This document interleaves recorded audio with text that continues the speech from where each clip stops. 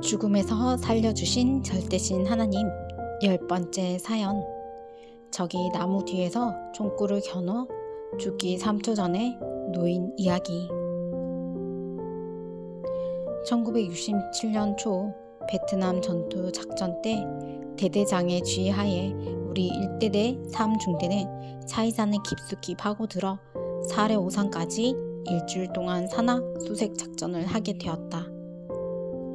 이 지역을 중심해서 적들의 군사기지를 포위하고 소탕하기 위함이었다. 이는 백마 부대의 1967년 첫 작전인 마두 1호 작전이었다. 우리 3중대는 일주일 동안 상정상까지 수색 작전을 했지만 적 베트공은 한 명도 발견하지 못했다. 내가 속한 1소대는 해가 질 무렵 산 능선에 천막을 쳐놓고 날이 어두워질 때 적들이 움직이는 상황을 살피며 계곡을 내려다 보았다. 이때 적들이 나무숲 사이로 숨어가며 우리가 작전하고 온 산 너머로 아군의 눈을 피해 다시 되돌아가고 있는 것이 보였다. 드디어 적을 발견한 우리 분대는 순간의 기회를 놓치지 않고 집중 사격을 퍼부었다. 150m 거리에서 적들이 쓰러지는 것이 보였다. 망원경으로 보면 코앞에 있는 것으로 보이기 때문이다.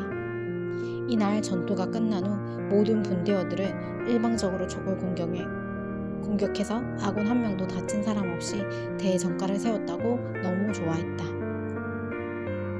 다음날 아침이 밝으니 소대장으로부터 어제 사격한 곳에 몇 명이나 베트공들이 죽었는지 시체를 확인하고 총은 몇 정이나 있는지 확인하라는 명령이 떨어졌다. 분대장은 이 병사 저 병사에게 가라고 했으나 모두 서로 몸을 사리고 모두 가기를 꺼려했다. 시체 확인을 하러 가는 것은 무엇보다 최고의 위험이 따르는 일이기 때문이다. 시체를 확인하러 가면 적이 숨어있다 공격하기 때문에 많이 죽는다. 그러므로 서로 안 가려고 한다. 분대장은 평소 껄끄럽게 보던 나와 부분대장을 지목하며 선생, 너희들이 시체 확인하러 가야 되겠다 하고 싱긋 웃는다. 나와 유병장 역시 가기 싫었지만 갔다 오겠노라고 대답했다.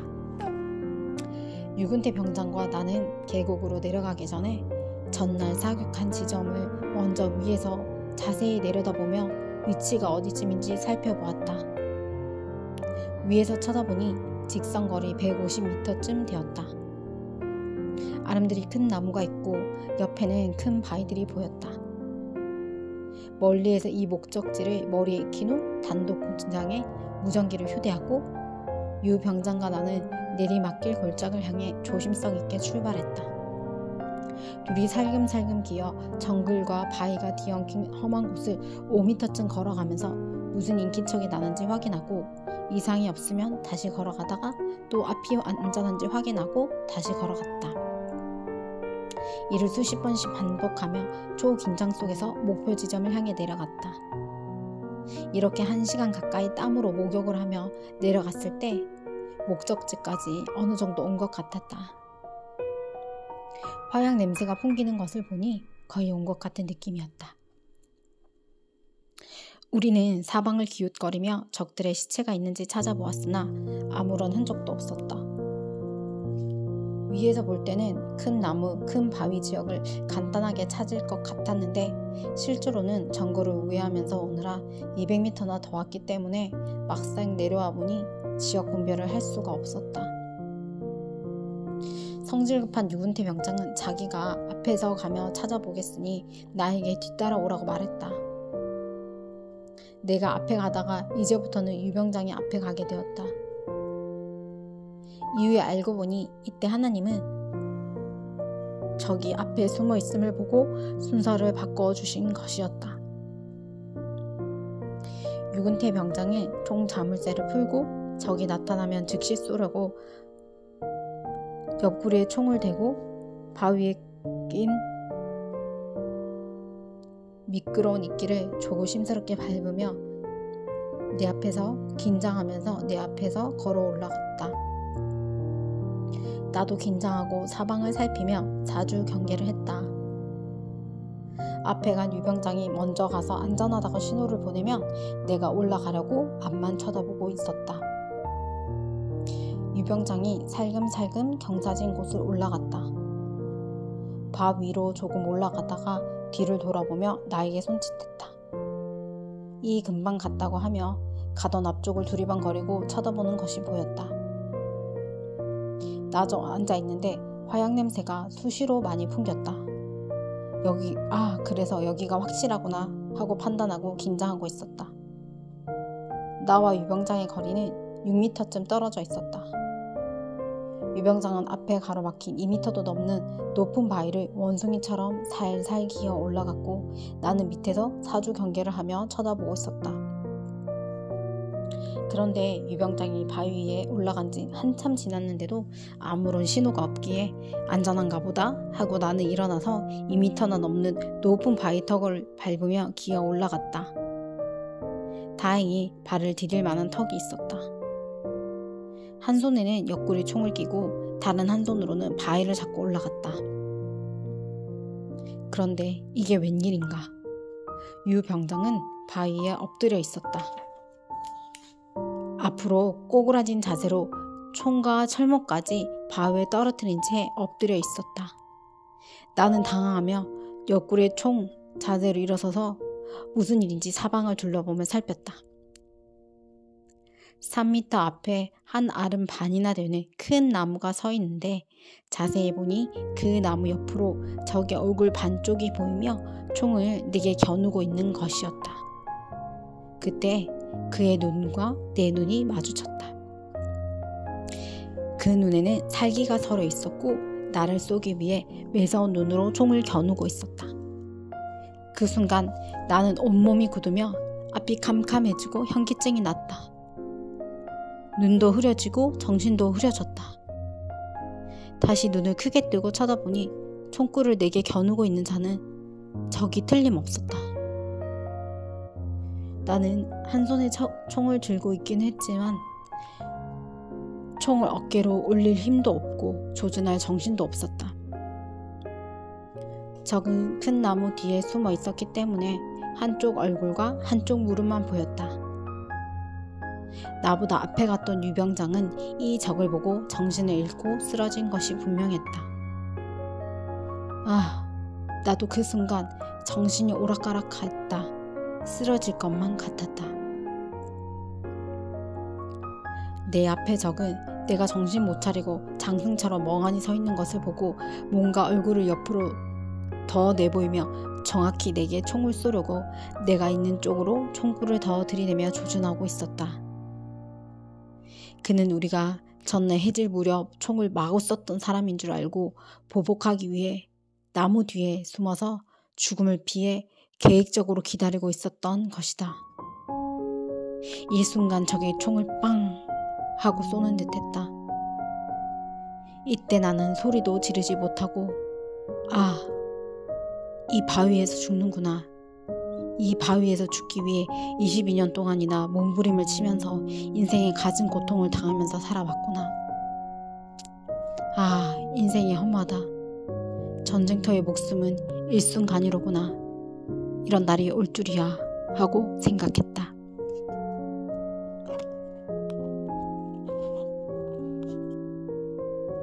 이때 나에게 신의 음성이 들려왔다. 배가 가면 어디까지 가겠느냐 하고 묻기에 나는 물 끝까지 밖에 갈 수가 없습니다 라고 대답했다.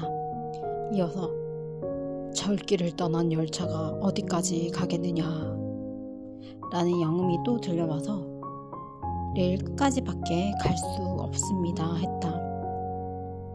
내 대답이 끝나자 이와 같이 너도 생명의 종착역에 왔노라. 내 생명이 다했노라 하는 음성이 마음으로 들렸다. 이 죽음은 피할 수도 없고 1분도 연장할 수 없는 자리였다. 어머니를 부를 겨왕도 없고 아버지를 부를 겨왕도 없는 순간이었다. 이 순간 죽기 3초 전에 누가 나를 구원할 자 있으랴. 사랑하는 부모가 이 상황을 안다 할지라도 어떻게 구할 수 있으랴. 만일 사랑하는 애인이 이 상황을 안다 해도 구할 수가 있으랴.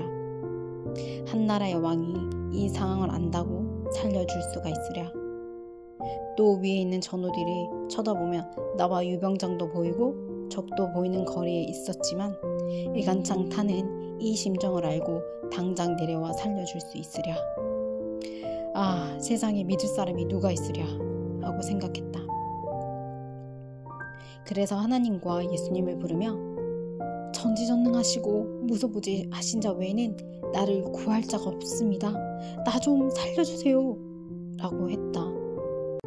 적은 자기 몸을 나무 뒤에서 옆으로 더 돌리며 총구를 나의 가슴팍에 바짝 겨누고 있었다. 눈이 불꽃같이 빛났고 그 무서운 모습에 나는 질려버렸다. 이때 모든 것을 체념하고 눈을 감고 운명을 하늘에 맡기고 마음속으로 계속 하나님을 불렀다. 그 순간 하늘에서 음성이 들려왔다. 크고 웅장한 산을 흔드는 음성이었다. 사랑하라. 분명 하나님의 음성이었다. 사랑스럽고도 웅장한 신만이 되는 음성이었다. 그 음성은 지구상 어느 누구나 다 들을 수 있을 만큼 산이 흔들리고 울리도록 웅장한 소리였다.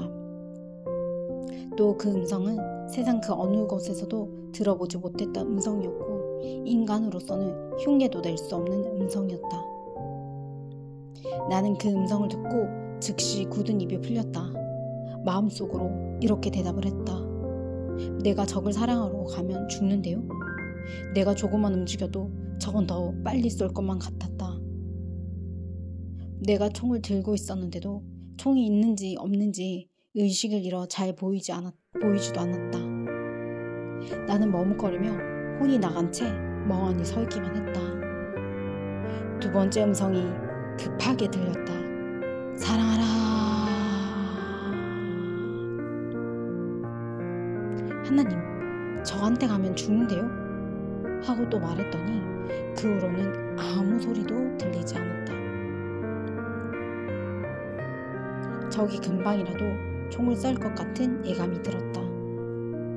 가만히 있어도 죽고 가도 죽을 바에야 하늘의 음성대로 하겠다고 하며 적을 사랑하러 가기 위해 천근이나 되는 무거운 첫 발을 떼었을 때 마음이 뜨거워지며 내 굳은 몸이 완전히 풀려 초연 같은 힘을 쏟았다. 나는 두 눈으로 적의 눈과 1mm도 어긋나지 않게 적을 쳐다보며 두 번째 발자국을 떼었다. 적은 내가 걸어가는 모습을 총에 가는 구멍으로 똑바로 쳐다보고 있었다. 하늘의 음성을 듣고 정말 죽으면 죽으리라 각오하고 가는 발걸음이었다. 그러자 그 순간 적이 내 여동생으로 보였다. 깜짝 놀라 총을 집어던지고 영자야, 내가 여기 왜 왔어? 내 여동생 이름을 부르며 달려들었다. 그의 어깨를 잡고 흔들면서 어찌 여기에 왔느냐고 하며 얼마간 흐느껴 울다 보니 내 앞에 있는 사람은 아까 본 적이었다. 하나님은 내가 안 가고 머뭇거리니 성령과 함께 감동시켜 내가 적에게 가도록 그가 내 여동생으로 보이게 능력을 부리신 것이었다. 나는 적 베트공을 껴안고 울음을 터뜨리며 너는 나에게 아무런 해도 주지 않았는데 왜 나는 너를 죽여야 하고 나는 너에게 아무런 해도 주지 않았는데 왜 너는 나를 죽여야 하느냐라고 말했다. 그도 그렇게 생각한다는 듯이 나를 껴안고 엉엉 울어댔다. 그 순간 평소에 알아들을 수 없었던 베트남 말을 알아듣게 되었다. 그도 내 말을 알아듣고 있었으니 정말 표적이 일어난 것이었다. 베트콩과 나는 서로 겨누던 총을 집어던진 채 이렇게 40분 동안이나 서로를 붙들고 너와 내가 왜 서로를 죽여야 하냐 하면서 가슴 뜨겁게 울었다. 그런데 갑자기 적 베트콩은 뭔가 생각났다는 듯이 놀란 표정을 하고 오른손을 급히 자기 엉덩이 밑에 대며 엉덩이를 서서히 들면서 바짝 긴장했다. 내가 뭐냐고 물으며 어깨를 흔드니 내 손을 밀치며 위험하다고 뒤로 물러나라고 했다. 나는 그가 왜 그러는지를 눈치채고 위험한 일이 있으면 내가 한다고 손을 저기 엉덩이 밑으로 넣으니 고개를 좌우로 흔들며 자기가 한다고 했다. 조금 있으니 그는 엉덩이 밑에서 수류탄 하나를 꺼내어 쥐고 있었다. 그 수류탄은 안전핀이 없었다. 알고 보니 적 베트콩은 식체를 확인하러 온 우리를 쏴 죽이고 자기도 자살해 죽으려고 안전핀을 빼놓은 수류탄을 깔고 앉아 있었던 것이다. 전날 우리 아군들이 쏜 총에 다리를 맞아서 일어나 걷지를 못하니 도망갈 수도 없어서 만약 총으로 우리를 못 쏴 죽이면 안전핀을 빼놓은 수류탄을 순간 터뜨려 우리도 죽이고 자기도 죽으려고 이중장치를 무섭게 해놓았던 것이다. 그런데 이제 판국이 달라져서 수류탄을 제거해야 되니 나보고 위험하다고 엎드리라는 눈치였다. 자기가 산 밑으로 수류탄을 던지겠다고 했다. 조금 전만 해도 나를 쏘려고 하던 자가 내 몸이 다칠까 조심하라고 하니 감격스러웠다. 이 모든 상황은 내가 하나님의 음성을 듣고 적을 사랑하고 행하니 하나님께서 둘 다 살리시는 일을 함께 행하시고 계신 것이었다. 그때 나는 베트콩에게 너는 앉아있어서 멀리 못 던지니 실수한다. 내가 던지겠다 하면서 수류탄을 뺏으려 했다. 그는 이미 안전핀을 뺐기 때문에 전달하면 위험하다고 주지 않았다. 그리고 바위 너머 10m 이상 떨어진 곳에 집어넣었다. 그 수류탄은 조용했던 산천 너머 10m 이상 산천에 꽝 하는 굉음을 내며 터졌다. 완전히 나도 살고 그도 살았다. 가슴이 뜨거워진 적과 나는 감격해 또 껴안고 울었다. 하마터면 40분 동안 서로 몸을 흔들면서 통곡할 때 그 수류탄이 터질 뻔했다. 안전핀을 빼놓은 수류탄을 깔고 앉아 있었는데 몸을 그렇게도 흔들었어도 수류탄이 안 터진 것은 정말 하나님이 붙잡아 주신 기적이었다. 표적이었다. 누가 들어도 도대체 이해가 가지 않는 일이다. 적도 실상 자기가 안전핀을 빼놓은 수류탄을 깔고 앉아있다는 것을 깜빡 잊었던 것이다. 한참을 서로 통곡하며 울었으니 생각난리가 만무했다. 모두 하나님과 성령님이 행하신 것이다. 하나님과 성령님이 우리를 살리기 위해 큰 은혜와 능력을 베푸신 것임을 깨닫지 않을 수 없었다. 하나님의 사랑하라는 말씀을 듣고 순종하니 전능자가 그대로 절대 행해준 것이었다. 보이지 않는 전능자가 행하신 일들은 사실인데도 인간의 머리로는 잘 믿어지지 않는 법이다. 이때 수류탄이 터져 꽝 하고 골짜기가 찢어지는 소리가 나니 바위 위에 기절해서 엎드려 있던 유근태 병장은 그제야 깨어났다. 그리고 위에 있던 우리 분대원들도 무슨 일이냐고 무전을 치며 소리를 질렀다. 내가 소리를 높여 괜찮다고 말하며 모두 속히 내려오라고 했다. 내려와도 안전하다고 소리를 질렀더니 모두 내려오기 시작했다. 적을 보고 놀라 바위 위에서 기절했던 유근대 병장은 깨어나더니 베트콩과 나에게 총을 겨누며 쏘려고 했다. 기절했을 때 잠들었다가 일어났는지 정신이 없었다. 나는 유병장에게 나 정상병이야 하고 고함을 질렀다. 유병장은 일어나자마자 눈앞에 있는 적을 보고 정신이 혼미해 나를 미처 못 본 것 같았다. 조금 전에 적이 자기를 저격하라고 했던 것만 기억하고 순간 총을 쏘려고 했던 것이다. 20발을 장전한 M16 총은 한번 방아쇠를 잡아당기면 누구든지 벌집이 되어버린다. 유병장은 아직도 정신이 들지 않아 총을 어깨에 올리려고 또 폼을 잡았다. 나는 급히 쫓아가 총류를 잡고 총을 빼앗았다. 유병장은 나를 보고 왜 적을 쏘지 않느냐고 고함을 쳤다.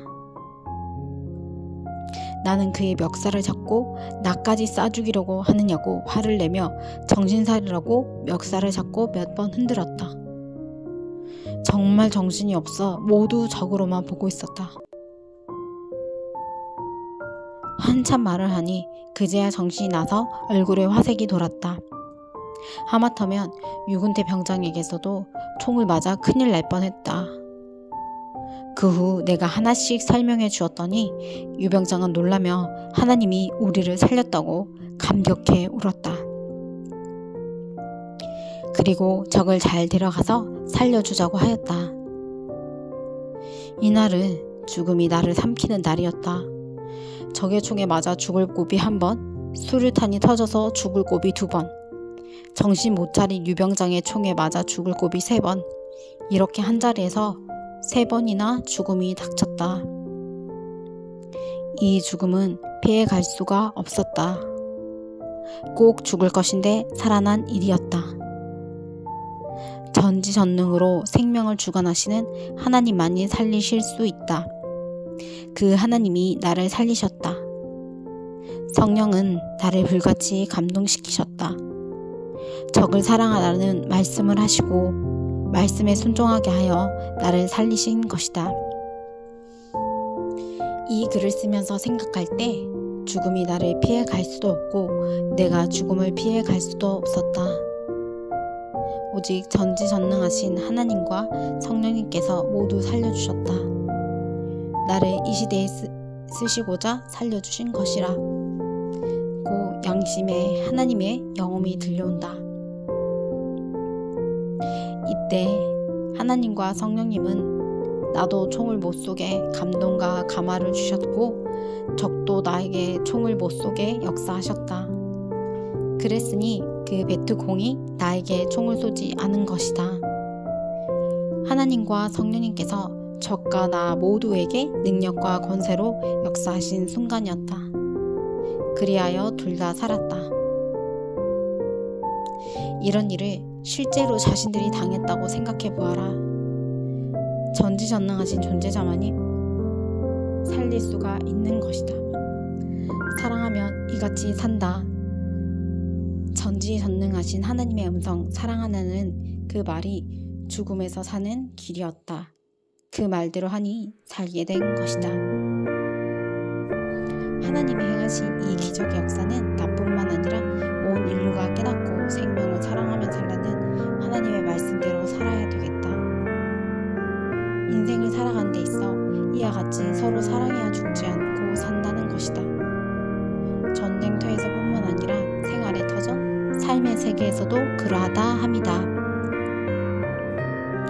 이 글은 계획적으로 하나님이 생명을 주관하시며 행하신 일을 낱낱이 쓴 것이다. 모두 나와 같이 죽음의 경지에서 하나님이 살려주신 것을 깨닫고 자기를 살려주신 하나님을 믿고 육신도 잘되고 영혼도 하늘나라에서 영원토록 살기를 바란다. 그리하라고 하나님은 이 글을 나로 하여금 쓰게 하신 것이다.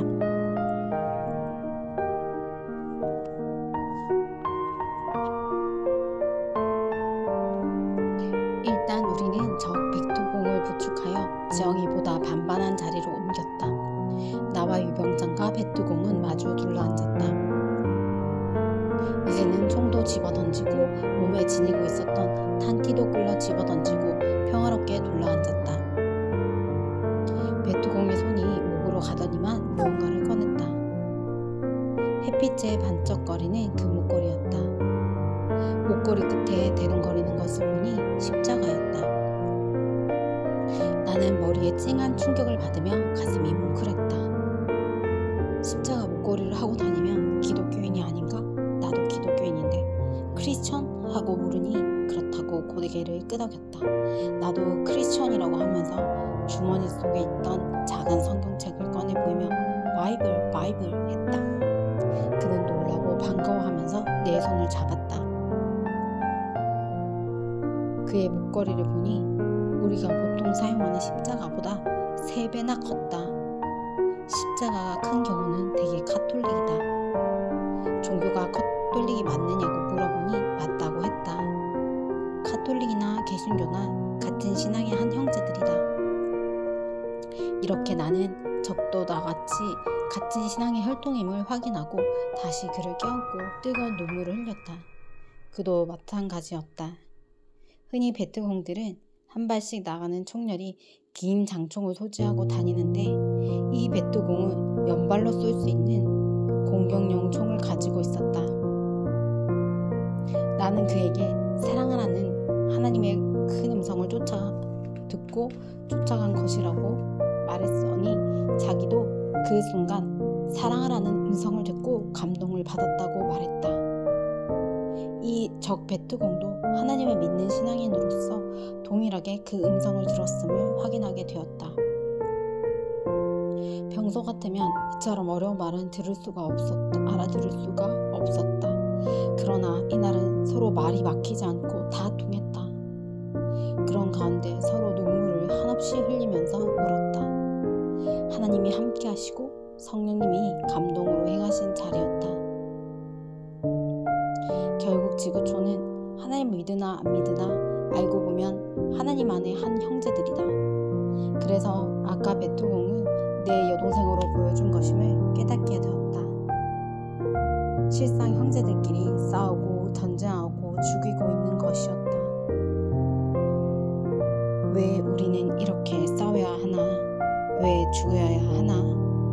생각할 때 하나님 안에는 미움도 없고 죽임도 없는데 하나님을 벗어나 사니 이같이 된 것이었다.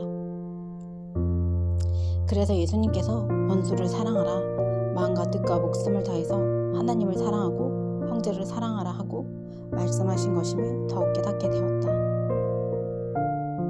하나님은 적을 죽이지 않으면 자기가 죽는 처지에서도 어떻게 하는지를 보신다.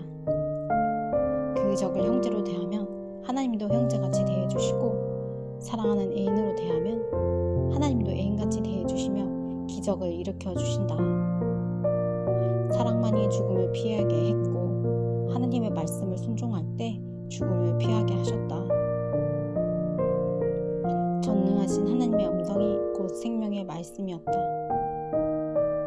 하나님은 살아계셔서 말씀도 하시고 생명을 도우며 살리신다. 이와 같이 나타나시며 전지전능을 베푸신다.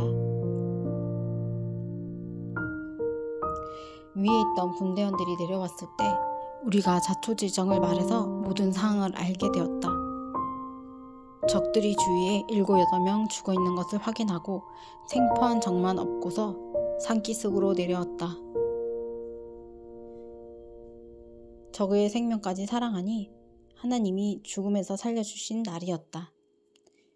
그리하여 적도 살고 나와 전우도 살았다. 하나님의 음성을 들었기에 절대자의 그 음성대로 행하여서 산 것이다. 사랑하라 라는 음성을 듣고 내가 총을 쏘지 않고 그대로 나아갔기 때문에 하나님이 역사하셔서 적도 나에게 총을 쏘지 않게 함으로 살려주신 것이다. 원수를 살려줌으로 자기도 사는 하나님의 천륜의 법칙을 깨달아야 되겠다. 적을 죽여야 사는 것이 아니라 적을 살려줘야 나도 산다는 것이다. 적도 나도 하나님의 자녀들이고 사랑하는 자들이다. 우리가 볼 때 적이지 하나님이 보실 때는 적이 아니다. 이를 깨닫고 지금껏 하나님의 구원의 사명자로 행해온 것이었다. 죽을 고비 중에서도 참으로 살기 불가능했던 곳에 살았다. 적이 100% 죽이려고 총을 겨눴는데 산 것이다. 이미 목숨이 적에게 넘어갔지만 하나님이 내 편이 되어서 생명의 말씀을 해주어 그대로 적을 사랑하니 산 것이다. 기적이다. 표적이다. 전능자 하나님의 뜻이다. 하나님은 절대자로서 불가능한 것이 없으시고 전지전능하시다. 생명은 하나님께 달려있다. 실제 겪은 내가 사실 그대로 썼다. 표현할 단어가 없어서 더 깊이 못 쓴 것이 아쉬울 뿐이다. 전능하신 하나님이 나타나셔서 행하신 모든 것을 표현할 단어가 더 이상 없어 정말로 답답하고 아쉽기만 하다.